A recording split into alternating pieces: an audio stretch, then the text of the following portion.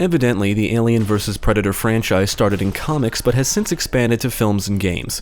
I'm a fan of both the Alien and Predator series, and seeing them come together is pretty cool. Actually, the Predator series in particular seems underrated. I admit the first movie is the best, but even the second one is not bad.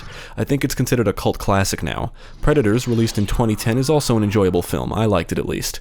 I saw the original Alien vs. Predator film way after it released and thought it was really cool. After that, I saw the sequel, Alien vs. Predator Requiem, and thought it was decent. I didn't expect it to be amazing, but I did enjoy it. When comparing both films, Requiem has the most least interesting human characters, and funnily enough, all the characters I wanted to die did.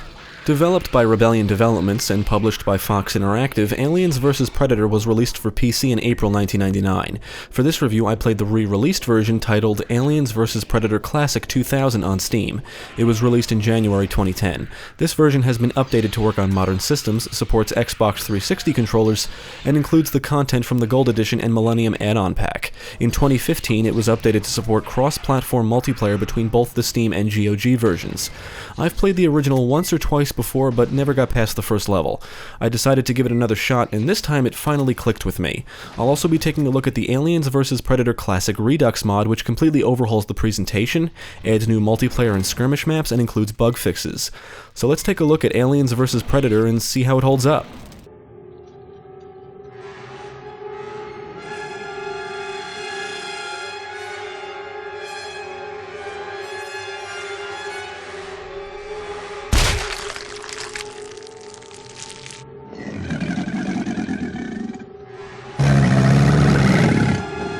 Aliens vs. Predator contains 3 campaigns that play out in episodes, and you can also unlock bonus episodes by beating each campaign on specific difficulties. You can play through the campaigns in any order, and each campaign has you playing as a different species. In the Alien campaign, you play as an alien and have to defend the alien hive from Marines before leaving on an escape shuttle to the Gateway Station. You then rip your way through the Marines on the station before finally facing off against Predators, and then you depart for Earth. In the Colonial Marine campaign, you play as a Marine, and the campaign opens with you at a research station on the planet LV-426, right near the derelict spacecraft where the Nostromo crew first encountered the eggs in the film Alien. You complete objectives fending off hordes of aliens before making your way to the Adobenus station where you encounter more aliens and some predators. Eventually you'll reach the ship Tyrargo where you battle Praetorians before finally facing off against an alien queen. In the Predator campaign you play as a Predator, and the story here takes you to 3 planets. You start the campaign hunting Marines in an effort to recover a captured Predator ship. Aliens are accidentally released, but you'll fight your way through them, eventually reaching Fury 161, the prison planet featured in Alien 3. And finally you battle your way through another planet infested with aliens before facing off against an alien queen. Honestly, the stories only seem to exist just because, and throughout most of the game I had no idea what the hell was going on. I had to look up a plot summary. Now, I've read that the original in-game videos, which contain the only real voice acting, were replaced in the gold version with new ones featuring members of the Rebellion staff. I cannot confirm if the videos here are the original or the replacements, since I haven't played enough of the original to know, but with that said, the little voice acting that is here is pretty bad, but does give the game a campy B-movie-like quality. The game includes 3 difficulty modes: Training, Realistic, and Director's Cut. Beating a campaign on Realistic or Director's Cut will unlock bonus episodes. By default, you can only manually save a certain amount of times per episode, but you can utilize a command to enable unlimited saves, which I would recommend. Controlling the 3 characters will take some getting used to since they do play differently. If you've played any first-person shooter in the last 2 decades, playing as the Marine should not be a problem. The Predator and Alien, on the other hand, change things up. All characters can walk, run, crouch, and jump. They lose health when they take damage. The Marine can acquire medikits to restore health and armor pickups to acquire extra protection. One thing to be aware of is that pickups can be destroyed, including weapons, so you need to watch where you shoot or attack. The Predator can use the Metacomp to heal itself, and the Alien must perform a headbite on an enemy to acquire health. The environments are pretty dark, but luckily the Marine can throw flares which light up dark areas, but more efficient is the Image Intensifier, which can be activated and deactivated at will. The Marine is equipped with a motion tracker which detects nearby enemies, and it is visible on the HUD when not using the Image Intensifier. One of the cool things about the Marine and Predator is their unique equipment acquired in the bonus episodes. The Marine can activate a jetpack to fly around environments, and the Predator can utilize a grappling hook to basically navigate anywhere. These 2 things can change up how you approach battles, and in some cases, make escaping areas easier. The Predator's HUD contains its iconic symbols on either side of the screen. The red symbols represent its health, and the blue symbols represent its energy, which is drained when using energy weapons or by activating the cloak. Energy will slowly regenerate over time, but you can acquire energy pickups scattered throughout the environments to refill it immediately. The Predator can activate a cloak so it turns invisible, although in my experience enemies can still detect you, the aliens more than the Marines, so its efficiency is questionable. The Predator can zoom in and out at will and can also switch between different vision modes. What I'm guessing is thermal vision is best for locating Marines. Electric vision, I think that's what it's called, is best for locating aliens.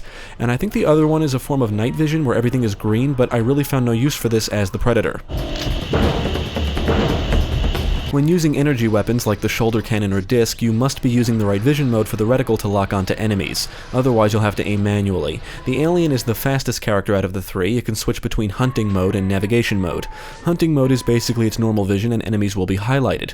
Navigation mode just makes it easier to see in dark areas. The alien can climb along walls and ceilings, leap long distances, slash with its claws, perform a tail whip, and headbite enemies. While the Marine is more of your typical run-and-gun style, the Predator and Alien emphasize stealth.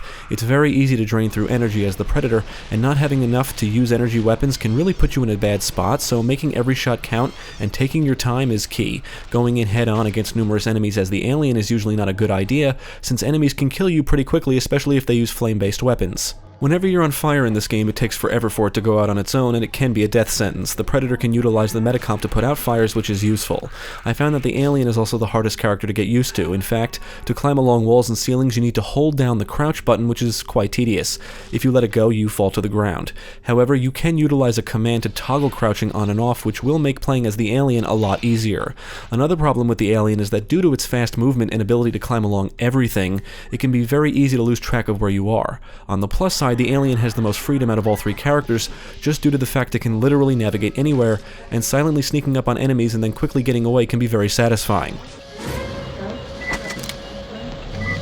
For some reason, any weapons acquired throughout an episode do not carry over into the next. This affects the Marine more than the other two characters. The Marine always starts with a pulse rifle, which is a rapid-firing weapon, and it can also fire pulse grenades. New weapons are introduced as you progress through the episodes. Eventually you'll acquire a smart gun, which can track enemies, but you can disable that to aim freely. When you equip the grenade launcher, you can switch between grenades, frags, and proximity mines, making this one of the more deadlier weapons in the game. The Sadar rocket launcher will decimate most aliens, as will the Skeeter launcher.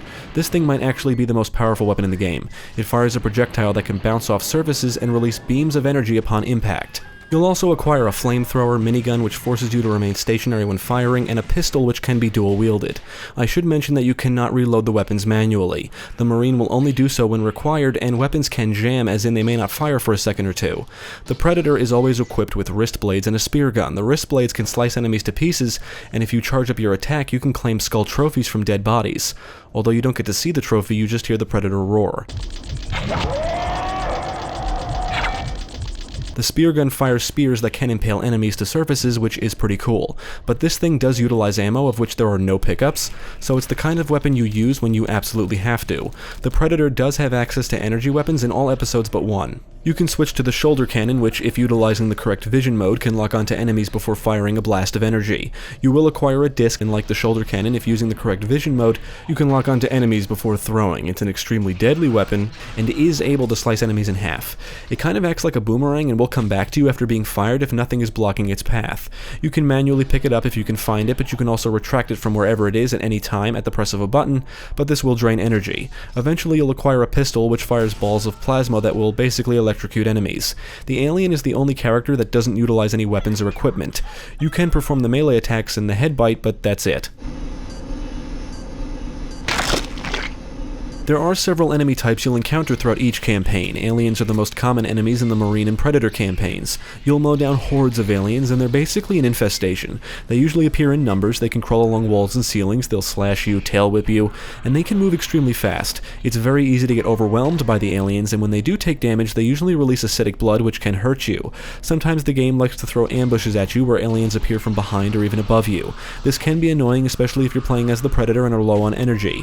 Because multiple aliens slashing at you will drain your health quickly, if you do kill some, you may be standing in acid blood, meaning you're taking even more damage, so you really want to avoid getting swarmed. You will have to contend with Praetorians and Predalians as well, both of which just seem like tougher versions of the aliens.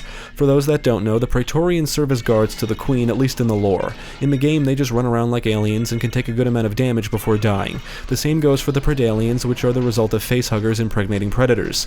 Yes, facehuggers also appear in these two campaigns, and if they manage to latch onto your face, it's an instant death. In the Predator and Alien campaigns, you'll have to contend with Marines and androids, or synthetics, whatever you want to call them. Androids act a lot like Marines, except they leak white liquid instead of blood upon taking damage. Marines and androids usually carry weapons. They'll shoot at you, utilize explosives like rockets and grenades, and set you on fire with flamethrowers and what I'm guessing are Molotovs, which become annoying, especially if you're the alien. You'll also have to contend with sentry guns and xenoborgs. Sentry guns will fire at you immediately upon detection. These are extremely deadly, and when playing as the alien, these might be the most dangerous quote-unquote enemies in the campaign. There's usually a way around them, so you can destroy them from behind. Xenoborgs are xenomorph cyborgs equipped with laser weaponry. One thing I did notice is that the human-type enemies, and even the sentry gun, can and will often shoot at you from long distance, sometimes before you can even see them. That does become a little annoying and results in a lot of trial and error scenarios. When playing as the Marine and Alien, you will have to battle Predators every now and then. They usually show up only in specific areas. They can activate their cloak, lock onto you, and fire their shoulder cannon. They actually carry and use a spear, and if they go down, they can activate their self-destruct sequence, so make sure they're dead. When I first encountered them as a Marine, I didn't know they could do that, and when I heard the iconic Predator laugh, my instinct was to run, which I did with a silly grin on my face because of how awesome that was, only to die shortly thereafter, which made me frown. It was still pretty cool, though.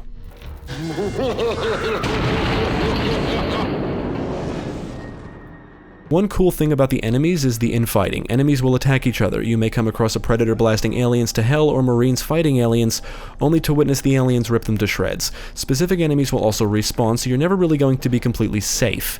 It seems like most of the alien types and Marines will always respawn after a while, even after you've cleared out an area.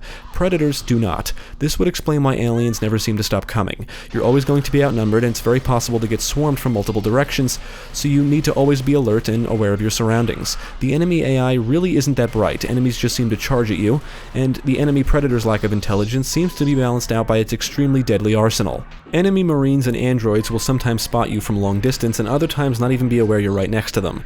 They may not even react when an ally is killed nearby. Now, there are boss battles, at least in the Marine and Predator campaigns. You have to battle the Alien Queen in both, and I think the fight in the Predator campaign is actually more enjoyable, mainly because you have to attack her until she dies. As a Marine, you have to force her out into space without getting sucked out yourself. The Queen can slash you if she gets close, but she can also pick up and throw small objects with extreme precision. The Alien campaign doesn't really have a boss battle, at least not in my opinion. You battle Predators at the end of the campaign, but that's it.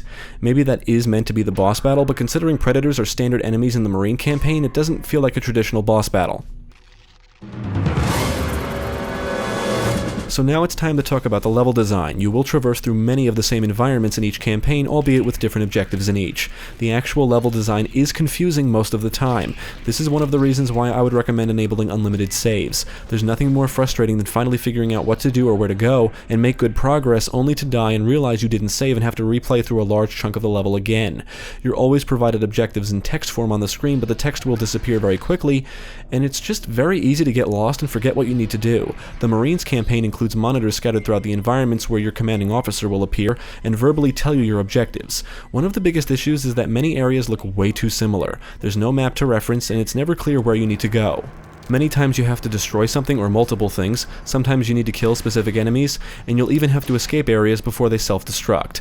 The episode locations are actually diverse for the most part, but many of the areas within a given episode look all too similar most of the time.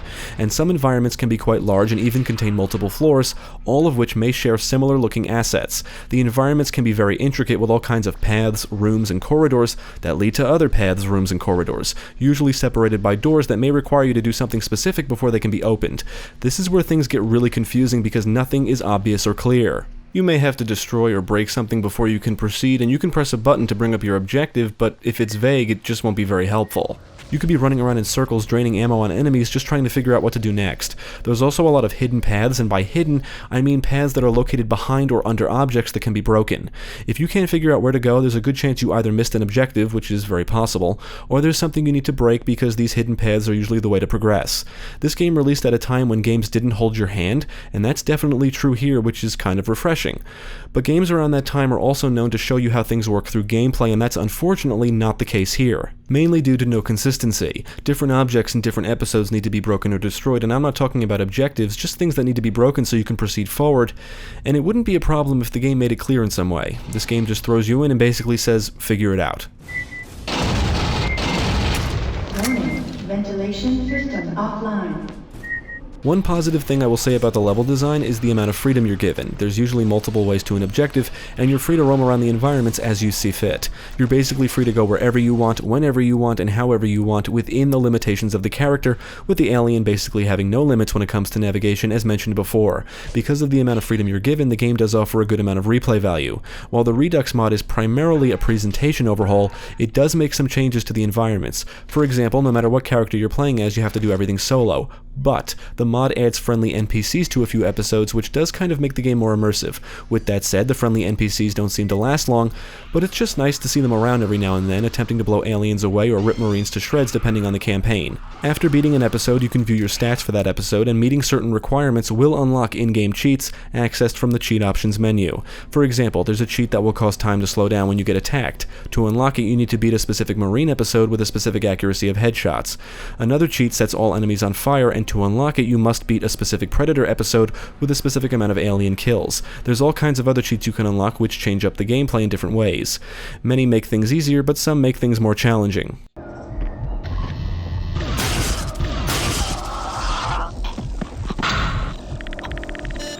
I did attempt the multiplayer and actually found a deathmatch game, but I was waiting for the host to enter a description, which never happened, so the match never started.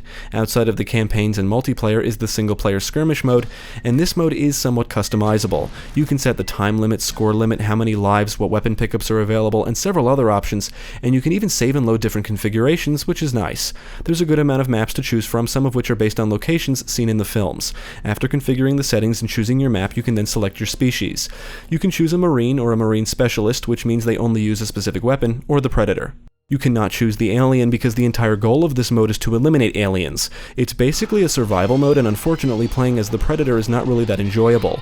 You're just going to be constantly overwhelmed, and the Predator is not really designed for that.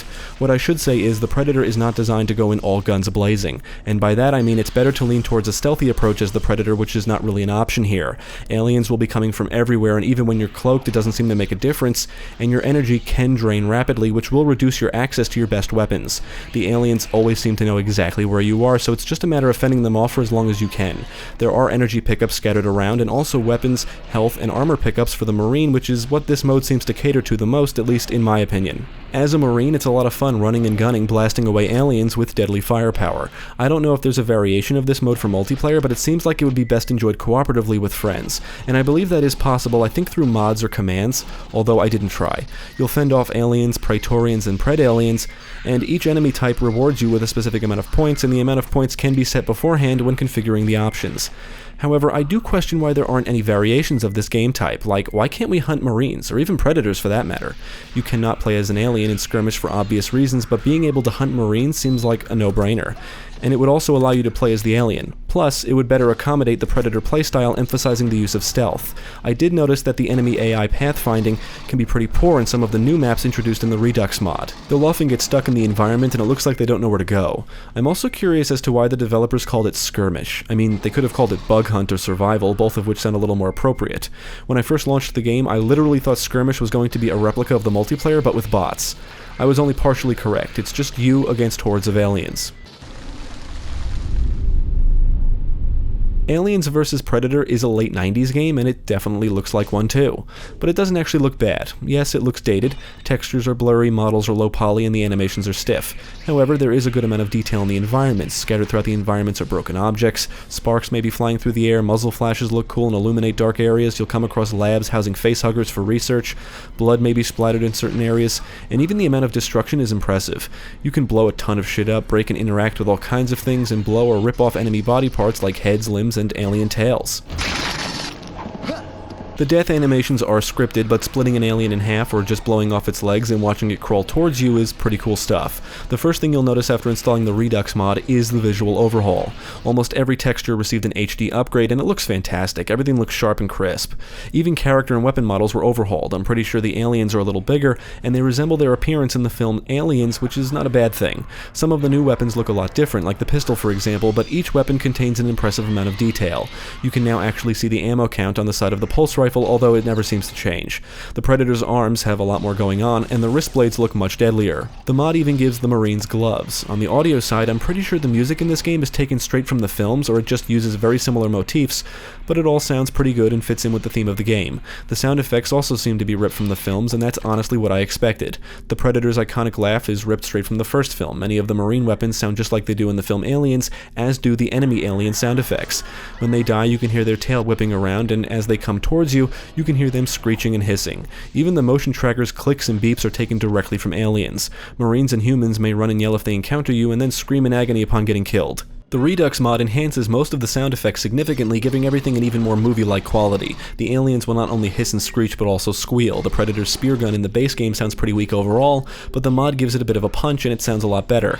There really is no reason not to install the classic Redux mod, but in my experience it does contain some more technical issues. The vanilla game ran smoothly, but the mod seems to stutter every now and then, and the frame rate takes a noticeable dive with the mod installed when there's a lot of fire on screen. I should mention that the main menu is hard-coded at the 640x480 resolution, and the game likes to crash, a lot, more so when playing with the mod installed.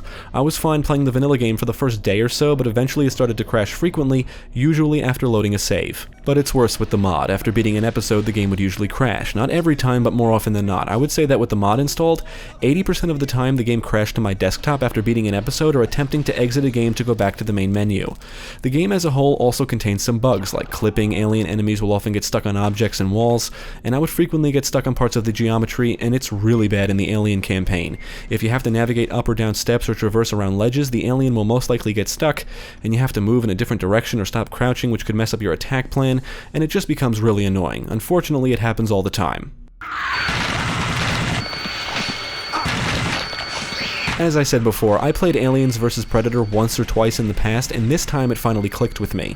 I definitely had fun with the game, but it certainly aged in many ways, both gameplay-wise and in its presentation. But it's also a somewhat interesting game, especially for its time. It contains two different genres, first-person shooter and stealth, and both implementations could use some more polish. But both do succeed in terms of fun factor, accommodating different playstyles to some extent, and I would say this is still one of the best video game representations of the Aliens franchise, and even the Predator franchise. But if I'm going to be honest, this really feels more like an Aliens game than anything else. Hell, the aliens are the primary enemy in 2 out of the 3 campaigns, and even in the Skirmish mode. In fact, you don't actually get to battle Predators very often, only in select episodes across 2 campaigns, and you're not going to battle many. It's very obvious the developers were inspired by the film Aliens, or are just huge fans because the atmosphere of that movie is just rampant throughout this entire game. Even throughout the Predator campaign, everything just felt very Aliens. The aliens move and act a lot like they do in the film, and the game contains a lot of locations and iconic things seen in the first 2 Alien movies. For example, the planet LV-426, the Hadley's Hope skirmish map, and even the space jockey seen in the film Alien makes an appearance here. It's just obvious there's a lot more nods to Aliens than there is to Predator. Regardless, I'm not complaining, I'm just pointing it out. I'm a huge fan of Aliens, and believe it or not, the Marine campaign is still a better Aliens game than Aliens Colonial Marines. I would say Aliens vs. Predator is a classic, or maybe just a cult classic. All in all, it's a good game. It's a little rough around the edges, it's got issues, it could use some more polish, but it's still fun nonetheless.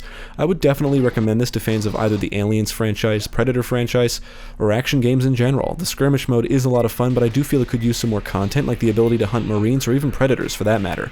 I hear the multiplayer isn't bad if you have people to play with, and unfortunately, I only found one game that never actually started. However, if you're looking for more than just the campaigns, I think there are ways to get bots in the Skirmish mode through commands and even mods. I know there are plenty of mods out there, especially skins and maps among others.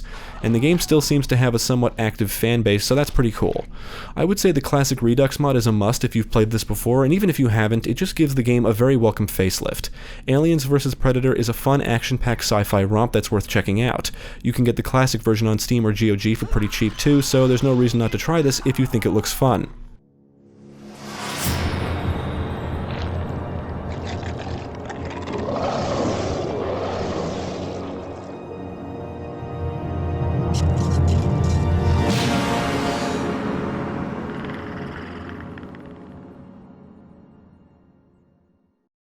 Thank you for watching. If you enjoyed this video, check out the rest of our channel, follow us at the links below, and you can also support us on Patreon.